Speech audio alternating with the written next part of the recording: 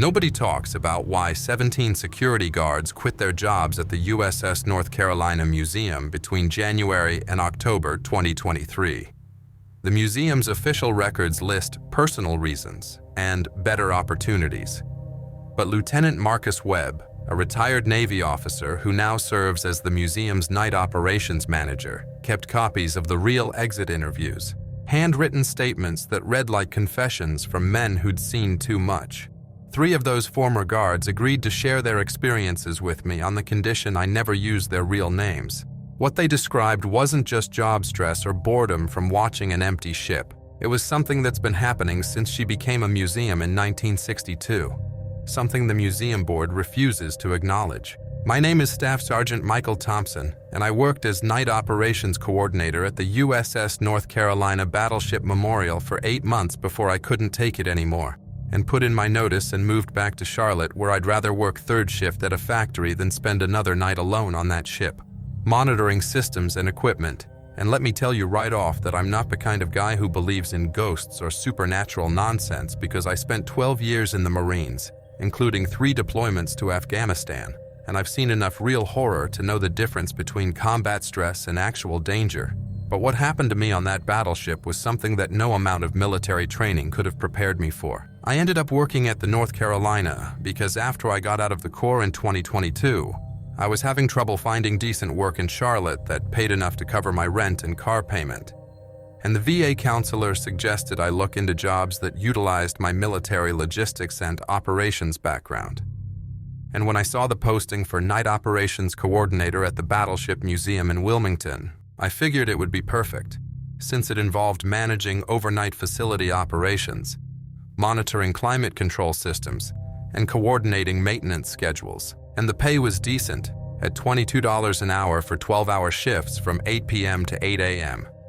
And the job description made it sound like exactly what I'd been doing in the Marines, just managing systems and coordinating operations instead of combat logistics. The USS North Carolina is moored permanently on the Cape Fear River in Wilmington, about a mile from downtown. And she's been a museum since 1962, after the Navy decommissioned her following World War II in Korea. And during the day, she gets thousands of visitors who come to see what a real battleship looked like during the war. But at night, when the tourists go home and the staff locks up, she becomes this massive, empty steel tomb floating in the dark water. And my job was to monitor all the systems that keep her preserved and operational, including the dehumidification equipment that prevents rust, the sump pumps that keep her from taking on water, the climate control systems that protect the exhibits, and the emergency lighting and fire suppression systems that keep her safe for visitors. The first thing you notice when you're alone on her at night is how many sounds a ship makes, even when she's permanently moored, because the metal expands and contracts with temperature changes, and the river current pushes against her hull. And somewhere deep in the engineering spaces, there are pumps running constantly to keep her from flooding, and fans circulating air through compartments that haven't seen natural ventilation in decades. And all of these mechanical sounds echo through the passageways and create this constant background noise that can mask other sounds, or make you think you're hearing things that aren't there. My supervisor was Lieutenant Webb, who'd served on destroyers during the Gulf War, and he gave me the orientation tour during my first week and showed me the monitoring route, which covered 9 decks, from the main deck down to the engine rooms, and took about 2 hours to complete if I checked every system properly. And he explained that most of the ship's equipment was original, from when she was commissioned in 1941, but that modern preservation and safety systems had been installed throughout to protect both the ship and the visitors, and that some areas were off limits to tourists, but operations staff had to check them regularly to ensure all systems were functioning properly. He also explained that the ship had seen extensive combat during World War II and had earned 15 battle stars, which made her one of the most decorated battleships in Navy history, and that 67 crew members had died aboard her during combat operations, mostly from kamikaze attacks and naval gunfire, but also from accidents and illness. And he said their names were all listed on a memorial plaque near the quarterdeck, and that some of the older staff members claimed the ship was haunted. But he didn't put much stock in ghost stories, and that my job was to focus on the equipment and systems, not worry about things that went bump in the night. The ship is 729 feet long and had a crew of over 2,300 men during the war, and the sheer size of her means that during overnight operations you're often completely alone in sections of the ship that are hundreds of feet away from the nearest other person. And the emergency lighting casts long shadows down the passageways and makes every corner look like someone might be lurking there. And the constant mechanical sounds can play tricks on your mind and make you think you're hearing footsteps or voices when it's just pumps cycling or fans starting up. The first few weeks were routine enough, and I settled into the pattern of making my monitoring rounds every 2 hours, starting with the main deck systems and working my way down through the superstructure, checking temperature and humidity readings, ensuring the dehumidification equipment was operating properly, testing the sump pump levels, and verifying that all fire suppression and emergency lighting systems were functional. And during my breaks, I'd sit in the operations center near the quarterdeck and review system logs and respond to any alarms that came in through the automated monitoring system. It was during my 6th week on the job that I had my first real experience with something I couldn't explain, and it happened around 2 a.m., during what should have been a routine system check.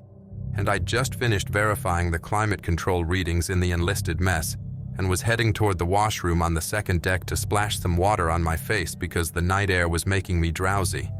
and I wanted to stay alert for the rest of my shift and check the humidity sensors in the head, which had been giving inconsistent readings for the past few days. The washroom was one of the original facilities from the war, with white ceramic sinks and mirrors mounted on bulkheads, and everything painted in that institutional gray that the Navy used on everything back then. And I pushed through the heavy steel door and hit the light switch, and the fluorescent tubes flickered to life with that buzzing sound old fixtures make, and I could smell the stale air and disinfectant that never quite goes away in spaces like that. And I walked over to the sink to check the humidity monitor mounted near the mirror. I turned on the cold water and bent down to splash some on my face, and when I looked up into the mirror, I saw a young sailor standing at the far end of the washroom, near the shadows by the other mirrors, and he was wearing a Navy uniform, but it looked different from modern dress blues, more like what you'd see in old World War II photographs with the flared collar and white piping. And the sailor looked to be maybe 19 or 20 years old with blonde hair and pale skin, and he was just standing there, looking at himself in the mirror like he was adjusting his uniform or checking his appearance. For a second, I thought maybe it was one of the night security guards or a maintenance worker I hadn't met yet. But then I realized the uniform was completely wrong for anyone who would be working on the ship in 2023. And besides that, nobody else was supposed to be in that section at that hour. And when I blinked and looked again, there was nobody there, just empty space where I'd seen him standing. And I felt this chill run down my spine, because I knew what I'd seen. And it definitely wasn't my imagination or a trick of the lighting. I dried my face with the paper towels and looked around the washroom, carefully checking every corner and behind every fixture, and testing the humidity sensor, which was reading normal levels. But there was nobody there, and no way anyone could have left without me seeing them because there was only one door, and I'd been facing it the whole time. And I tried to rationalize what had happened, telling myself that I was tired and the shadows were playing tricks on my eyes. But I knew that wasn't true because the figure had been clear and detailed, and I could even remember the way his hair was combed, and the fact that his uniform looked pressed and clean, like he was getting ready for inspection. I finished checking the sensor and stepped back into the corridor, feeling shaken, but trying to dismiss what I'd seen as stress or fatigue. And I continued my monitoring route toward the forward berthing compartments to check the dehumidification systems, when I started hearing faint murmurs coming from somewhere nearby. And at first I thought it might be one of the ventilation fans, or maybe sounds carrying from the river. But as I listened more carefully, it sounded like voices having a quiet conversation through one of the bulkheads, and I stopped walking and tried to pinpoint where the sound was coming from. And it seemed to be coming from a compartment that I knew was sealed off and used for storage of preservation equipment. The voices were too quiet to make out individual words, but there was definitely a conversational quality to them, like 2 or 3 people talking in hushed tones about something important. and curiosity got the better of me. So I approached the bulkhead where the sound seemed strongest and knocked on the steel wall with my knuckles and called out, "Anybody working in there?" Because I thought maybe there was a maintenance crew doing emergency repairs that I hadn't been told about. And immediately, the voices stopped and there was complete silence for maybe 10 seconds. And then, from inside the compartment, I heard a voice whisper my name, "Michael," in a tone that was soft and deliberate and sent ice water through my veins. I stepped back from the bulkhead and felt my heart start racing, because there was no way anyone in that compartment could have known my name. And even if someone was in there, which shouldn't have been possible, there was no reason for them to whisper it like that. And I stood there for maybe 30 seconds, listening for any other sounds, but everything was quiet except for the normal ship noises of pumps and fans. And I was starting to think I'd imagined the whole thing when the watertight hatch about 20 feet ahead of me started to groan and creak, like someone was opening it from the other side. The hatch was one of those heavy watertight doors with the wheel lock mechanism that takes significant force to operate, and I watched as the wheel began to turn slowly and the dogs retracted with metallic grinding sounds, and the door swung open wide, like invisible hands had pushed it. And immediately I felt a rush of frigid air spill out into the passageway, and the temperature dropped so fast that I could see my breath, and the humidity sensors on my belt started beeping alerts because the sudden temperature change was affecting the readings. The cold wasn't just stationary air flowing out of the compartment. It seemed to move around me, like someone was walking in circles around my position, and I could feel it on my back and sides, as if an invisible presence was pacing around me and examining me. And the temperature kept dropping until my hands started going numb, and I realized that whatever was happening was not normal mechanical failure or system malfunction, and not something I wanted to deal with alone. So I backed away from the hatch and headed for the nearest ladder to get back up to the main deck and radio for assistance. As I climbed the ladder, I could hear the hatch slam shut behind me with a sound like a cannon going off, and the sound echoed through the ship's passageways for what seemed like minutes. And when I reached the main deck and checked my equipment, the humidity sensors had returned to normal readings, and the temperature was back to the usual range. And I spent the rest of that shift in the operations center writing my incident report and trying to figure out how to describe what had happened without sounding like I was losing my mind.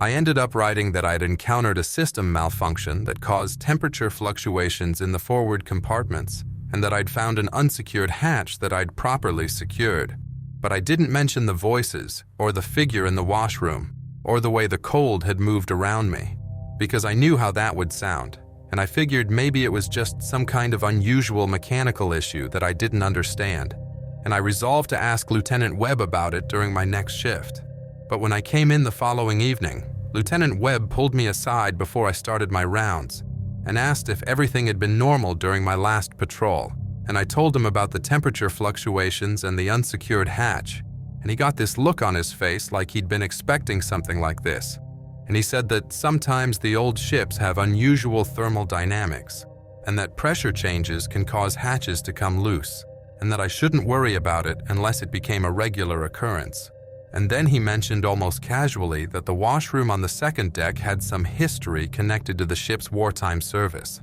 He said that 5 sailors had died there during a torpedo attack in March 1943, when the ship was operating in the Solomon Islands, and that the torpedo had struck the starboard side and flooded several compartments, and that 5 men had been trapped in the washroom when the watertight doors were sealed to prevent the ship from sinking, and that their bodies hadn't been recovered until 3 days later, when damage control teams were able to pump out the flooded sections. And he said their names were on the memorial plaque, but that most visitors didn't know the specific details of how they'd died. And he told me this in the same tone he might use to describe equipment specifications or maintenance schedules, like it was just another piece of operational information. That's when I realized that the young blonde sailor I'd seen in the mirror might have been one of those 5 men,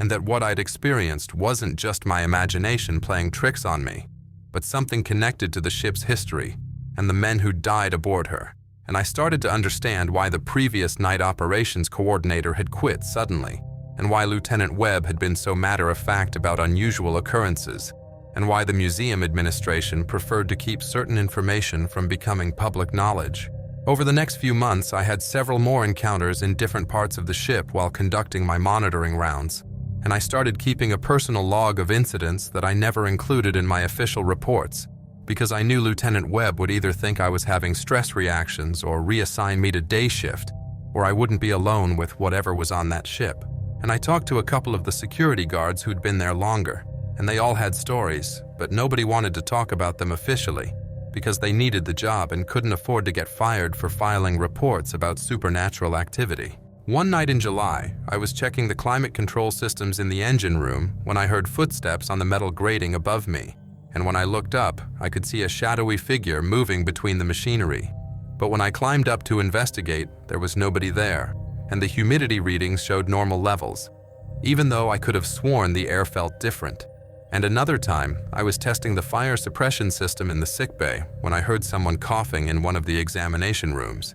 and found a hospital bed that was still warm, like someone had just been lying in it, even though the temperature sensors showed the compartment had been at normal levels all night. During my last month on the job, I was conducting routine checks of the forward gun turret systems when I heard what sounded like men shouting orders, and the mechanical sounds of the big guns being loaded and traversed, even though the turret had been deactivated for decades and all the electrical systems had been disconnected. And when I checked the power distribution panels, everything was showing normal readings, with no unusual electrical activity. But I could still hear the sounds of machinery that shouldn't exist anymore, and voices giving commands that nobody should be able to hear. The final incident that made me decide to quit happened in late September, when I was doing a routine check of the environmental controls in the crew quarters, and I opened one of the berthing compartments to check the dehumidification equipment, and found all the bunks made up with clean sheets and blankets, like they were waiting for sailors to return from liberty.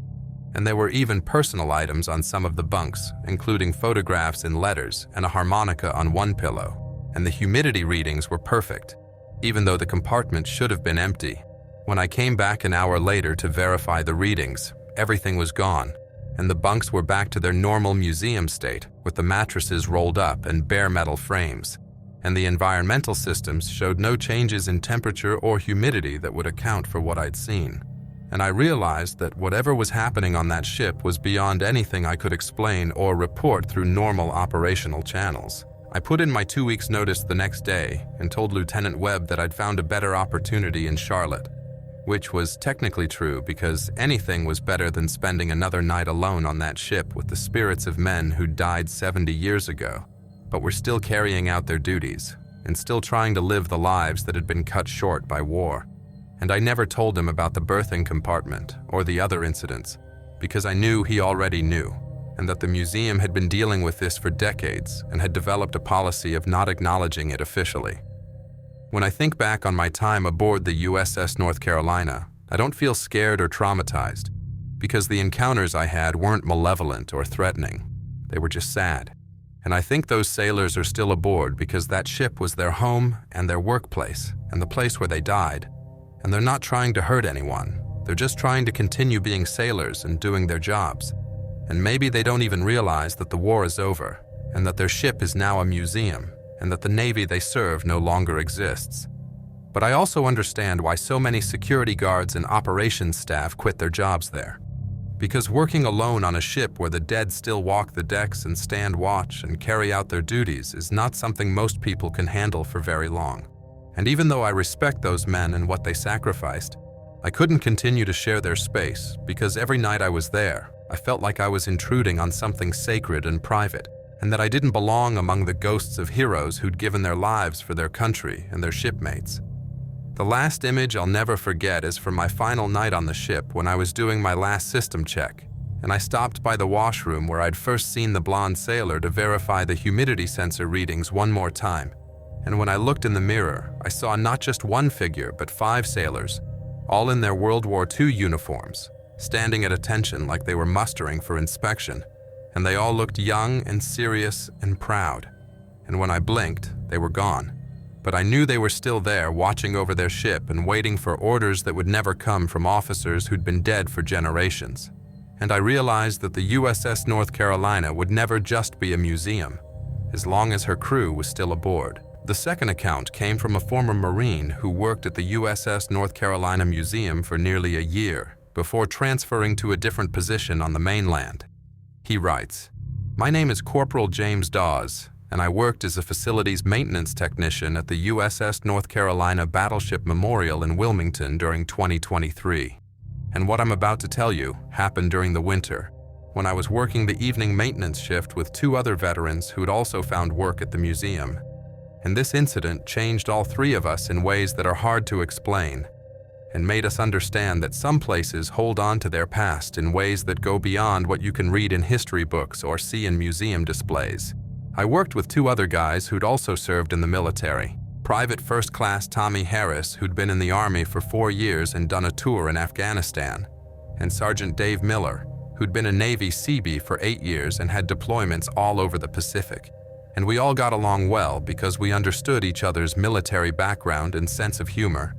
and had that shared experience of trying to figure out what to do with ourselves after leaving the service, and finding work that didn't feel like we were wasting the skills we'd developed during our time in uniform. The evening maintenance shift ran from 4 p.m. to 2 a.m., which meant we were often the only people on the ship after the museum closed to the public at 5 p.m.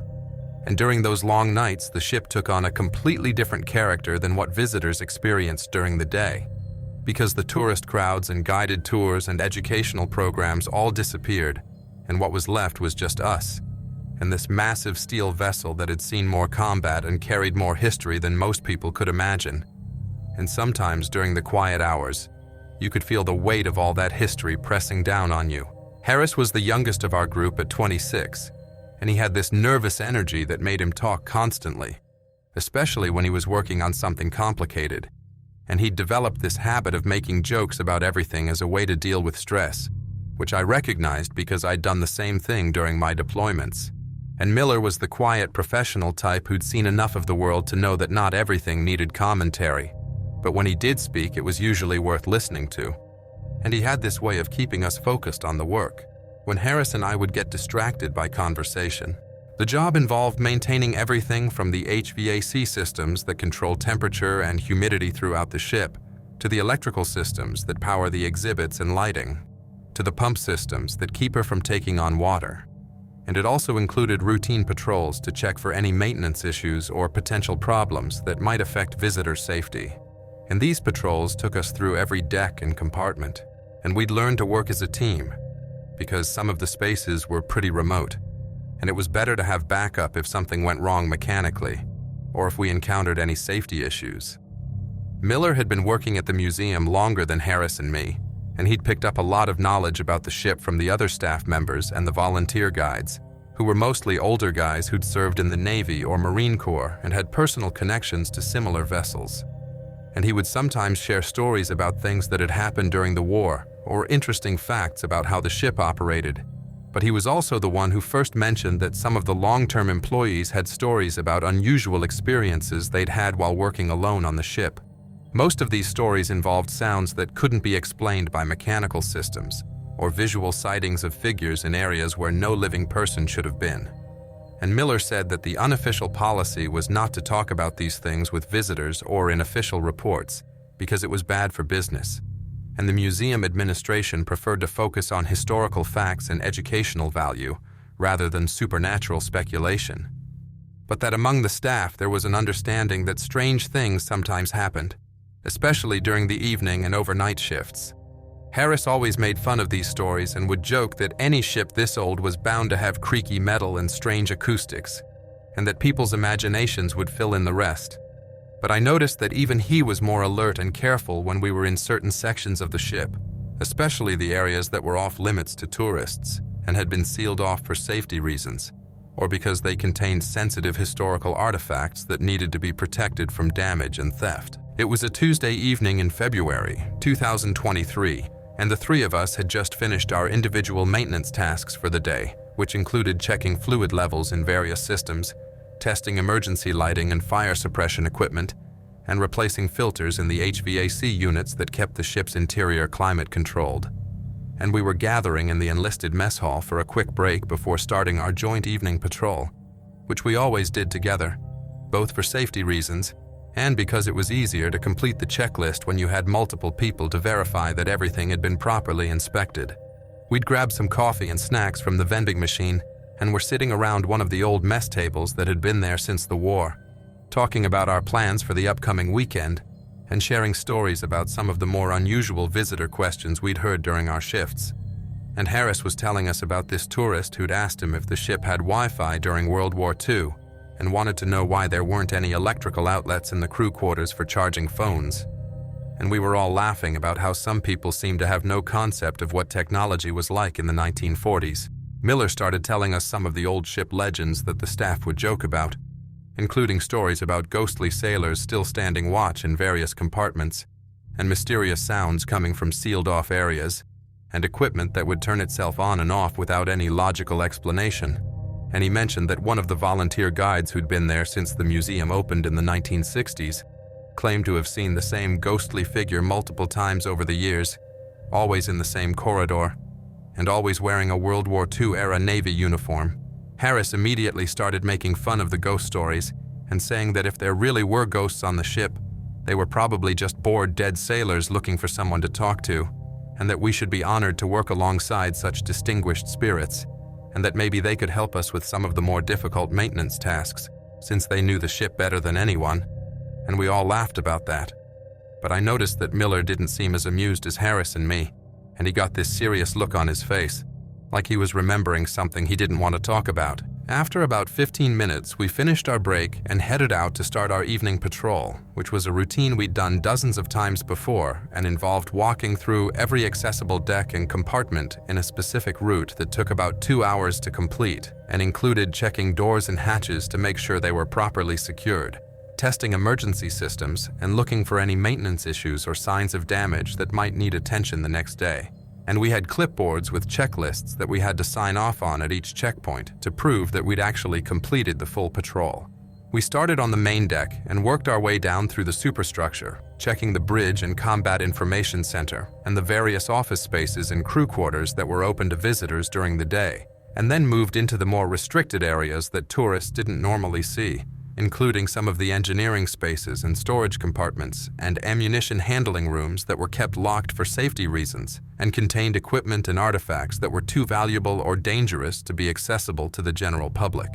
As we walked through the ship, Harris kept up a steady stream of commentary about the various systems and equipment because he'd been studying naval history since he started working there and liked to show off his knowledge about how everything worked. And he had this enthusiasm for the technical aspects of the ship that reminded me of some of the younger Marines I'd worked with, who were always eager to prove themselves and demonstrate their expertise, even in situations where it wasn't really necessary. The ship at night had this quality that you never quite got used to, because most of the lighting was just emergency fixtures that cast long shadows down the passageways, and the constant sounds of mechanical systems running created this background noise that could mask other sounds or make you think you were hearing things. And the metal bulkheads and decks amplified every footstep and voice so that sounds would echo through the compartments in strange ways, and sometimes you'd hear your own voice coming back to you from unexpected directions. We were making our way through one of the main corridors on the second deck, heading toward the forward berthing compartments, when Harris made some comment about feeling a cold draft in this particular section, and joking that it must be haunted because the heating system should have been keeping the whole ship at a consistent temperature, and he said that maybe one of the ghost sailors was opening a porthole to get some fresh air. And we all chuckled about that, but I noticed that the temperature really did seem noticeably cooler in that area, even though there was no logical reason for it. As we continued walking down the corridor in our usual formation, with Miller in the lead and Harris and me following behind him, I suddenly became aware of what sounded like a second set of footsteps echoing our own with eerie precision. And at first, I thought it might just be the acoustics of the ship playing tricks on us, because sound traveled in strange ways through the metal passageways. But as I listened more carefully, I realized that the extra footsteps were matching our pace exactly. And when we stopped, they stopped. And when we started walking again, they started too. I mentioned this to Harris and Miller, and we all stopped walking and listened carefully, and sure enough, the footsteps stopped at exactly the same moment we did. And Miller whispered that it was probably just an echo effect from the ship's acoustics, but when we started walking again, the extra footsteps resumed with the same perfect timing. And it was starting to make all of us nervous because it sounded like someone was following us at a distance of maybe 10 or 15 feet. But when we turned around to look, there was nobody there. Just empty corridor stretching back the way we'd come. Harris tried to lighten the mood by joking that maybe it was one of the ship's ghost sailors joining us for the patrol, and that we should be honored to have such experienced company. But his voice had a nervous edge to it, and I could tell that he was just as unsettled as Miller and I were. And we continued walking, but now we were all listening intently to the footsteps, and they continued to match our movements with supernatural precision, like someone was deliberately mimicking everything we did. The corridor we were walking through was one of the main passageways that connected different sections of the ship, and it was lined with doors leading to various compartments and storage areas, and the emergency lighting created these long shadows that seemed to shift and move as we walked past. And I started to feel like we were being watched by something or someone that was staying just out of sight. And the cold draft that Harris had mentioned earlier seemed to be getting stronger and following us as we moved deeper into the ship. We were about halfway through the corridor when I felt what I can only describe as a distinct tug on my jacket sleeve, like someone had reached out and grabbed the fabric to get my attention. And the sensation was so clear and deliberate that I instinctively pulled away and spun around to see who was behind me. But there was nobody there, and Miller and Harris were both looking at me with concerned expressions because they'd seen me react to something, but they hadn't seen what had caused it. And when I told them what I'd felt, Harris suggested that maybe I'd just caught my sleeve on something as we walked past. But I knew that wasn't what had happened. The feeling of being touched had been unmistakably that of human fingers gripping fabric and pulling gently but firmly, and it had sent this cold sensation down my spine that made me realize that something I couldn't see had just made physical contact with me, and I found myself looking over my shoulder constantly as we continued walking, and the phantom footsteps continued to echo behind us with their unnerving precision. And now I was starting to understand why Miller had gotten that serious look on his face when Harris was making jokes about the ghost stories. As we approached a turn in the corridor that would take us toward the forward sections of the ship, all three of us caught a glimpse of what looked like a dark figure standing in one of the doorways ahead of us. And it was clearly a human silhouette, but it was shadowy and indistinct, like someone was standing just inside the doorway, leaning out to watch us pass. And when Miller raised his flashlight to get a better look, the figure seemed to pull back into the darkness, and when the beam hit the doorway, there was nothing there but empty space. The sighting had been so brief that for a moment I wondered if I'd imagined it, but the fact that all three of us had seen the same thing at the same time confirmed that whatever we'd witnessed was real, and not just a trick of the lighting or our imaginations. And Miller suggested that maybe it was another member of the maintenance staff working late. But we all knew that we were the only people scheduled to be in that section of the ship at that time. And besides, the figure hadn't been wearing the bright safety vests that all maintenance personnel were required to wear in the dimly lit areas.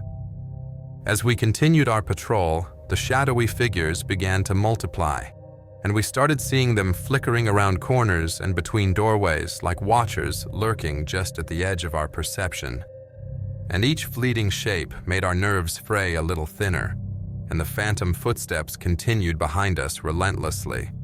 And they were no longer faint, but distinct and close, like someone was walking right behind us, but staying just out of sight. And every time we turned around to look, there was nothing there but empty corridor. The atmosphere in that section of the ship had changed from merely eerie to actively oppressive, and it felt like we were walking through a space that was crowded with invisible presences that were watching our every move and following our progress through their territory.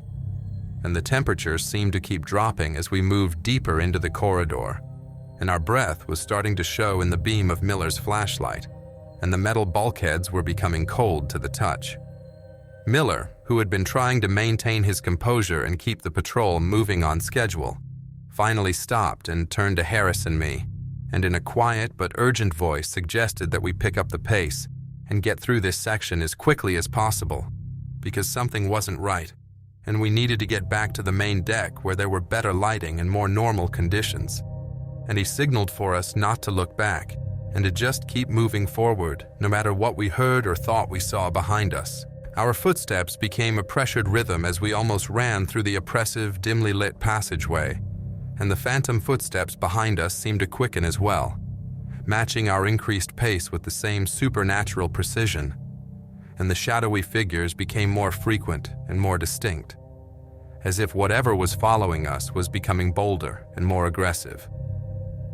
And I could feel every instinct telling me that we needed to get out of that corridor as quickly as possible. When we finally reached the end of the corridor and burst through the hatch onto the brightly lit main deck, it felt like breaking through an invisible barrier, and the oppressive atmosphere and cold temperature disappeared instantly, and the phantom footsteps stopped abruptly at the entrance to the corridor, leaving the passageway behind us silent and empty once more. And we stood there, breathing heavily, and looking at each other with expressions that confirmed we'd all experienced the same terrifying encounter. None of us said anything for several minutes as we tried to process what had just happened. And we were all experienced veterans who'd been in dangerous situations before. But this had been something completely outside our understanding and training, and there was no protocol for dealing with invisible entities that followed you through the ship and touched you and watched you from doorways. And Harris, who'd been joking about ghosts earlier, was now pale and shaken. And Miller was checking his equipment to make sure everything was functioning normally. We completed the rest of our patrol in relative silence, sticking to the more modern and well-lit sections of the ship, and avoiding the forward corridors where we'd had our encounter. And when we filed our maintenance report at the end of the shift, we noted that we'd completed all required checks and that all systems were functioning normally. But we didn't mention anything about the phantom footsteps, or the shadowy figures, or the feeling of being watched and followed, because we knew how that would sound, and we weren't sure anyone would believe us. From that night on, whenever our patrol route took us through that particular corridor, we would hurry through it as quickly as possible, and we never walked through it alone. And we developed an unspoken agreement that we wouldn't discuss what had happened that night with anyone else, including our supervisors or the other maintenance staff, because we knew that nobody would believe us, and it might affect our employment, and we needed our jobs and the steady income they provided. But the experience changed all of us and made us realize that there were things happening on that ship that couldn't be explained by mechanical systems or historical facts, and that the men who died aboard her during the war might still be present in some form, and still carrying out their duties, and still watching over their ship and protecting it from intruders, and that we were tolerated guests in their domain as long as we showed proper respect and didn't venture too far into areas where we weren't welcome. I transferred to a different position with the North Carolina State Park System about 6 months later, not because I was afraid of working on the ship, but because I realized that I was sharing that space with the spirits of men who'd given their lives in service to their country, and I felt like I was intruding on something sacred and private, and that my presence was disturbing their eternal watch, and I wanted to honor their sacrifice by leaving them in peace. The last time I walked through that corridor was during my final week at the museum, and as I passed through quickly with Miller and Harris, I could still hear the phantom footsteps following us, and I could still see the shadowy figures watching from doorways, and I knew that whatever we'd encountered that February night was still there, and would always be there, as long as the USS North Carolina remained afloat. Because some duties transcend death, and some watches never end, and some ships never truly lose their crews, no matter how many years pass, or how many times they change hands. The third account came from a former soldier who worked briefly at the museum before requesting a transfer to different duties. He writes, "My name is Private Daniel Reynolds, and I worked as a museum security specialist at the USS North Carolina for exactly 3 months before I put in for a transfer to any other assignment they had available, even if it meant taking a pay cut and working worse hours. And what I experienced during my time on that ship convinced me that there are some jobs that aren't worth the money, no matter how desperate you are for steady employment, and some places that hold on to their past so tightly that the living aren't really welcome there. I got the job through a veterans employment program that was supposed to help former military personnel transition into civilian careers, and the position was described as a combination of security duties and visitor services, which sounded straightforward enough, and the recruiting officer made it sound like easy work, watching over tourists during the day and doing basic security checks at night. And the pay was $17 an hour with benefits, which was better than most of the retail and food service jobs I'd been applying for since I got out of the Army. The security specialist position involved different responsibilities depending on which shift you worked, and the day shift was mostly about helping visitors navigate the ship and making sure they didn't touch exhibits or wander into restricted areas, and answering basic questions about the ship's history and pointing people toward the restrooms and gift shop. But the night shift was entirely different and involved conducting detailed security sweeps of the entire vessel to check for any problems that might have developed during the day, or any areas where visitors might have left behind contraband or tried to damage exhibits. I'd been working days for about 6 weeks when they asked me to start taking some night shifts because they were short-staffed, and one of the regular night security guys had quit suddenly without giving much notice. And Lieutenant Webb said it would be good experience for me to learn all aspects of the job, and that the night work paid an extra $2 an hour, which I needed because my rent had just gone up and I was barely making ends meet on my current salary. The night security sweep was supposed to take about 4 hours and covered every accessible area of the ship, from the bridge down to the engine spaces, and included checking that all doors and hatches were properly secured, and that all exhibit areas were undisturbed, and that there were no signs of vandalism or attempted theft. And you also had to test various safety systems and emergency equipment, and file a detailed report of anything unusual or problematic that you found during your rounds. My first few night shifts went smoothly enough, and I got used to being alone on the ship after the museum closed and learned the patrol routes and security procedures and started to understand why they paid extra for the night work. Because walking through a darkened battleship by yourself for 4 hours was definitely more challenging than helping tourists find the souvenir shop. But I figured it was just a matter of getting accustomed to the environment and developing a routine that would make the work feel more manageable. The security sweep always started on the main deck and worked systematically through each level, checking all the public areas first and then moving into the restricted sections that visitors weren't allowed to access during normal museum hours. And these included storage areas and maintenance spaces, and some of the original ship compartments that had been preserved exactly as they were during the war, but weren't safe for large groups of tourists to walk through because of narrow passages and low overheads and potential safety hazards. Lieutenant Webb had given me a detailed checklist of everything that needed to be verified during each sweep, and it included obvious things like making sure all exit doors were locked and that no windows or portholes had been tampered with, but also more specific tasks like checking that all exhibit lighting was functioning properly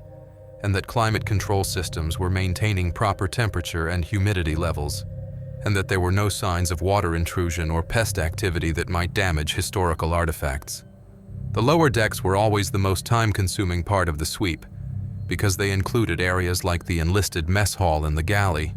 and the various workshops where the crew had maintained equipment and weapons during the war. And these spaces had been converted into educational exhibits, but they still contained a lot of original equipment and machinery that needed to be monitored for deterioration or damage. And some of the compartments were pretty cramped and poorly lit, which made the inspection process slower and more thorough. It was during my 8th night shift in late March that I first experienced something that couldn't be explained by normal ship operations or mechanical systems. And it started in what had been the enlisted mess hall, which was now set up as an exhibit showing how sailors lived and ate during their time aboard the ship, and included original tables and benches and serving equipment, and displays showing typical meals that would have been served during different periods of the war. I was conducting my routine inspection of the mess hall, checking that all the display cases were secure and that none of the artifacts had been disturbed, when I heard sounds coming from the adjacent galley area that sounded exactly like someone was working in the kitchen, preparing food or cleaning up after a meal.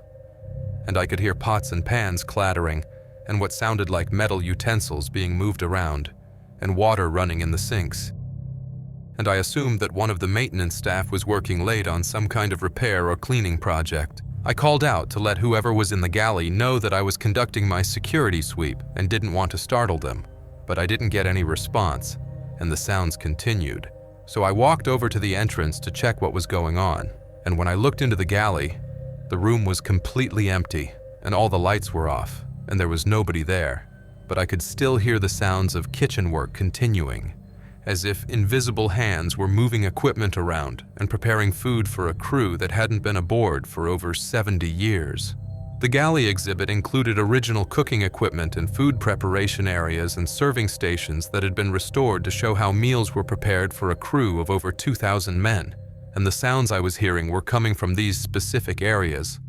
as if someone was actually using the equipment. But when I turned on the lights and walked through the space, everything was exactly as it should have been, with all the pots and pans in their proper places, and no signs that anything had been disturbed. I stood there for maybe 5 minutes, listening to the sounds continue and trying to figure out what could be causing them, and the clattering and scraping sounds were so realistic and detailed that I kept expecting to see someone emerge from behind one of the food preparation stations. But the galley remained empty, even though the sounds of kitchen work continued all around me and seemed to be coming from multiple locations at once, as if an entire cooking crew was working their shift. I made notes about the unusual sounds in my security log, but described them as possible mechanical issues with the building's ventilation or plumbing systems, because I didn't know how else to categorize what I'd experienced, and I figured that maybe old ships made strange noises that could be mistaken for human activity, and I resolved to mention it to Lieutenant Webb during my next shift to see if he had any explanation for what I'd heard. I continued my sweep, moving from the galley area toward the workshops and machine shops where the crew had maintained equipment and performed repairs during the war, and these spaces had been preserved, with many of the original tools and machinery still in place, and set up as exhibits showing how sailors kept the ship operational during long deployments when they couldn't rely on shore-based repair facilities and had to be completely self-sufficient in maintaining everything from engines to weapons to electrical systems. As I was walking through the passage that connected the galley to the workshop areas, I was suddenly enveloped by the strong, pungent smell of cigar smoke, and it was so vivid and immediate that I could almost taste it, and it brought back memories of my grandfather, who'd been a Navy veteran and always smoked cheap cigars on the back porch after dinner, and the smell was exactly like those old stories he used to tell about sailors smoking during their off-duty hours when they could get tobacco through the ship's store or in care packages from home. The cigar smoke smell was so strong and realistic that I looked around expecting to see someone smoking nearby, but there was nobody in the passage with me, and the smell seemed to be coming from everywhere at once rather than from a specific source, and it lingered for maybe 30 seconds before disappearing completely, as if whoever had been smoking had suddenly put out their cigar and walked away, and left me standing there, wondering if I'd imagined the whole thing. I continued toward the workshop area, trying to make sense of what I'd just experienced, and telling myself that maybe there were residual odors in the ship from decades of visitors, some of whom might have been smokers, and that old metal and wood could hold on to smells for a long time and release them under certain atmospheric conditions. But even as I tried to rationalize it, I knew that what I'd smelled was fresh cigar smoke, not some faint residual odor from years past. When I reached the workshop area, I started to pull out my radio to check in with the base security office as part of my regular reporting schedule. But when I pressed the transmit button, nothing happened, and the radio was completely dead, even though it had been working fine earlier in my shift. And I checked the battery level and tried adjusting the antenna, but couldn't get any response. And then my flashlight started flickering and dimming, like the batteries were dying, even though I'd just replaced them at the beginning of my shift.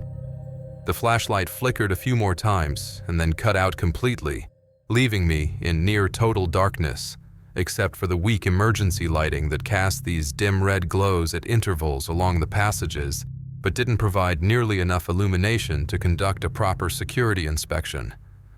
And I tried hitting the flashlight and checking the battery connections, but couldn't get it to work, and I was starting to feel isolated and vulnerable, being alone in the lower decks of the ship with no radio contact and no reliable lighting. That's when I started hearing what sounded like something heavy being dragged slowly across the metal deck somewhere nearby, and it was this distinctive scraping sound, like someone was pulling a large piece of equipment or machinery across the floor, and the sound seemed to be moving in a circle around my position, getting closer and then farther away, as if whatever was making the noise was deliberately staying just out of sight, but close enough that I could hear every detail of the metallic scraping and grinding. The dragging sound continued for several minutes and seemed to be coming from different directions, as if whatever was being moved was being dragged around the workshop areas in a systematic pattern. And I tried to follow the sound to see what was causing it, but every time I moved toward where it seemed to be coming from, it would shift to a different location, and I realized that whatever was making the noise was somehow aware of my movements and was deliberately staying ahead of me. I was starting to feel genuinely frightened because the combination of the dead radio and the failed flashlight and the mysterious dragging sounds created this sense that I was being deliberately isolated and that something or someone was playing games with me and testing my reactions. And I decided that I needed to get back to the upper decks where there was better lighting and where I could hopefully get my radio working again and call for backup. Just as I was preparing to head back toward the ladder that would take me up to the main deck, my radio suddenly crackled back to life with a burst of static. And then I heard what sounded like a whispered voice saying, "You're not alone down here."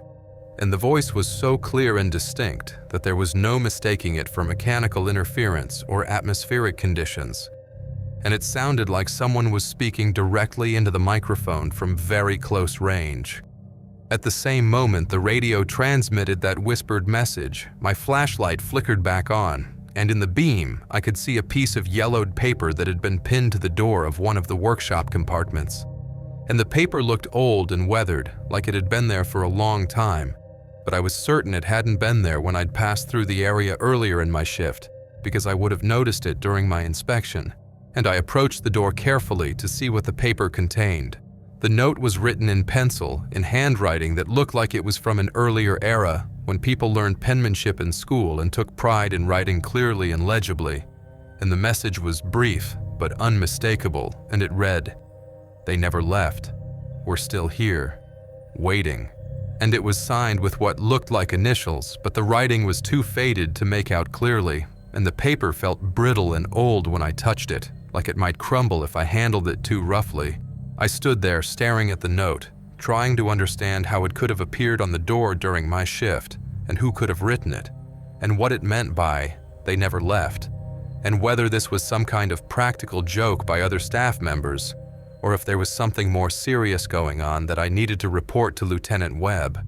And I carefully removed the note from the door and folded it to put in my pocket as evidence of what I'd found. As I was folding the note, the faint smell of cigar smoke drifted back through the passage, and this time it was accompanied by what I can only describe as a gentle touch on my shoulder, like someone had placed their hand there in a friendly or reassuring gesture. And the touch was so light and brief that I might have thought I'd imagined it, except that I could feel the warmth where the hand had been, and it felt exactly like the kind of gesture an older sailor might make to a younger one to let him know that everything was okay.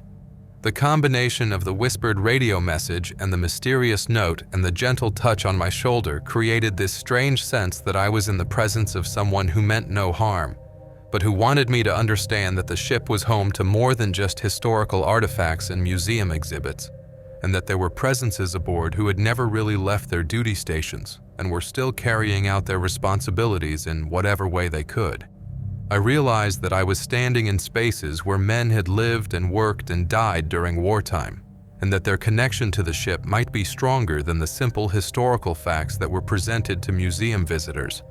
and that what I was experiencing might be the lingering presence of sailors who considered the ship to be their permanent home,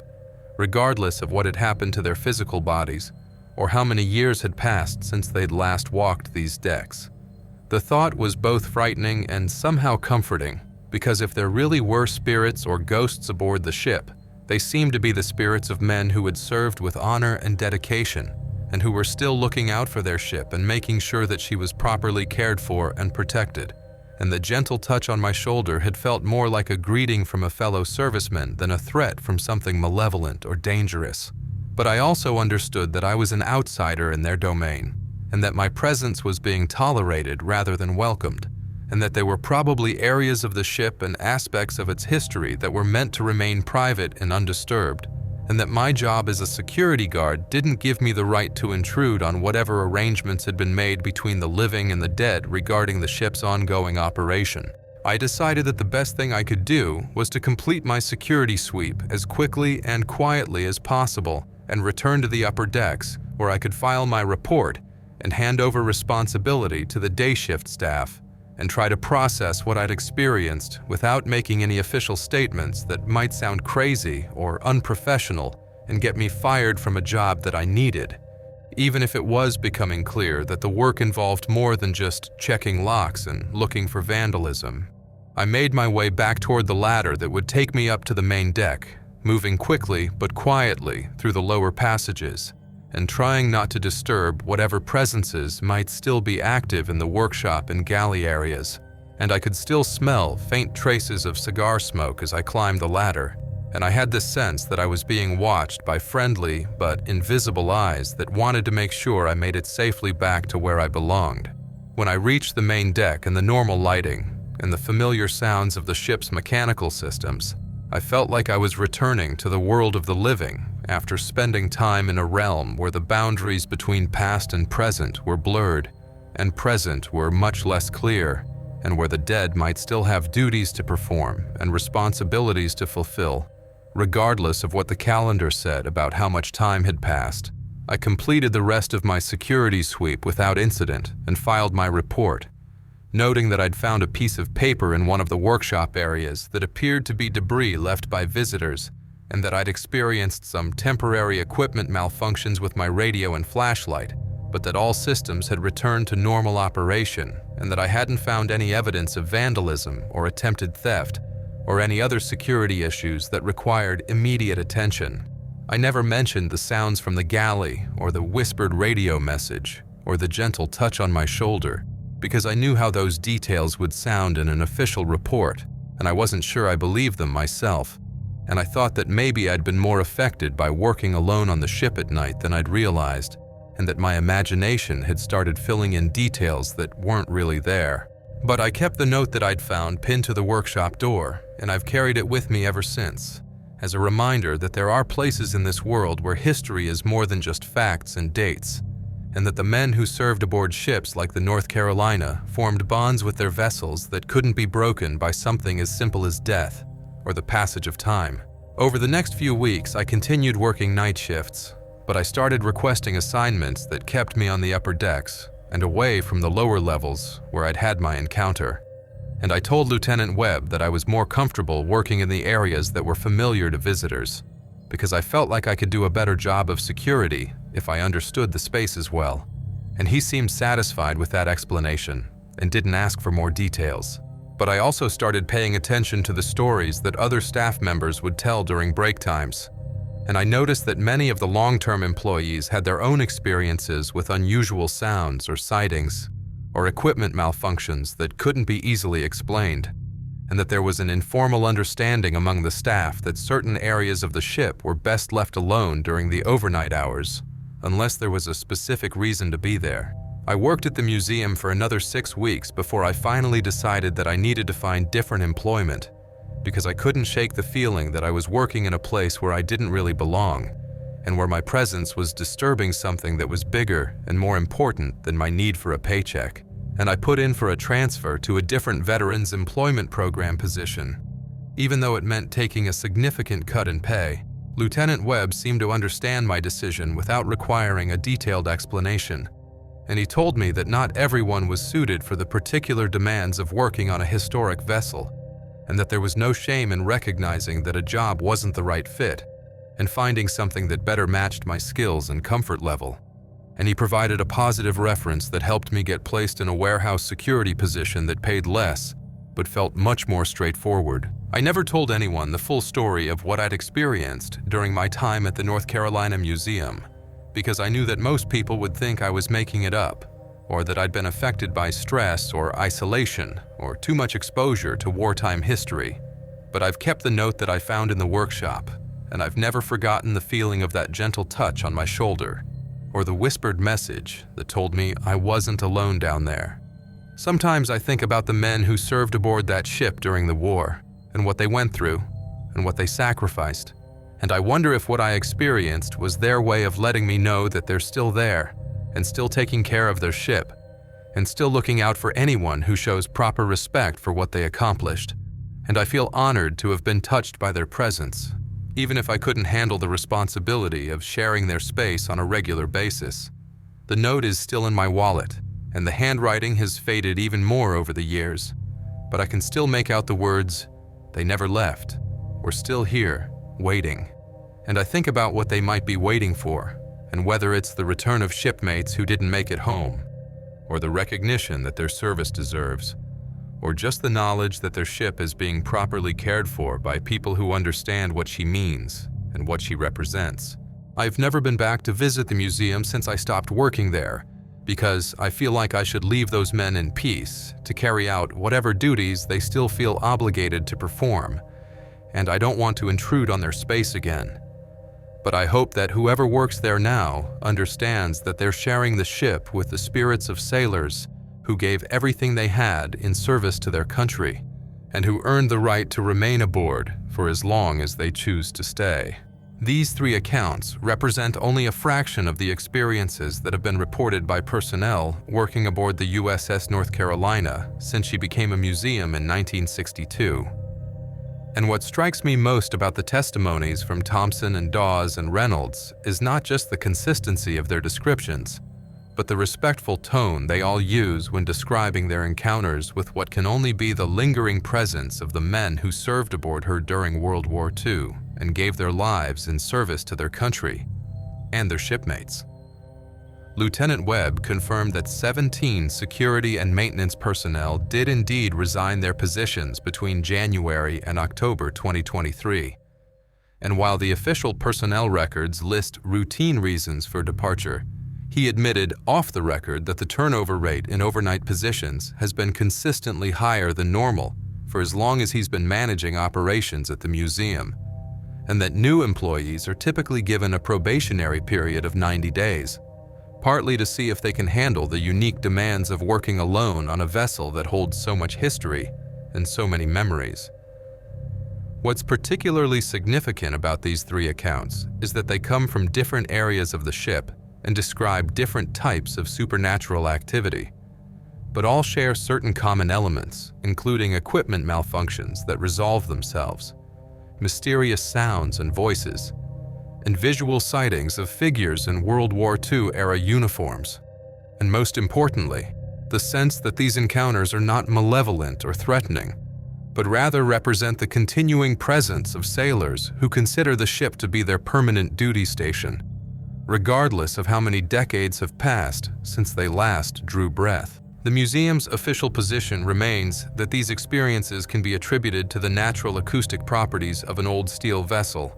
and the psychological effects of working alone in a space filled with wartime history and artifacts.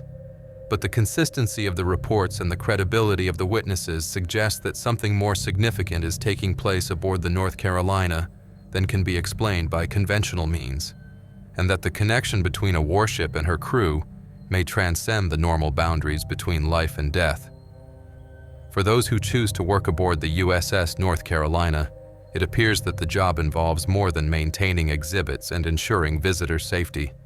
because you're sharing that space with the spirits of men who earned the right to remain aboard through their service and sacrifice, and who continue to stand watch over their ship and protect her from harm. And it seems that as long as you show proper respect for their presence and don't interfere with whatever duties they feel obligated to perform, you'll be tolerated as a temporary guest in their permanent home. The USS North Carolina earned 15 battle stars during World War II and participated in every major Pacific campaign from Guadalcanal to the final assault on Japan. And 67 crew members died aboard her during combat operations, and their sacrifice and dedication created a bond with their ship that apparently continues to this day and serves as a reminder that some duties transcend death and some watches never end, and some ships never truly lose their crews, no matter how many years pass or how many times ownership changes hands.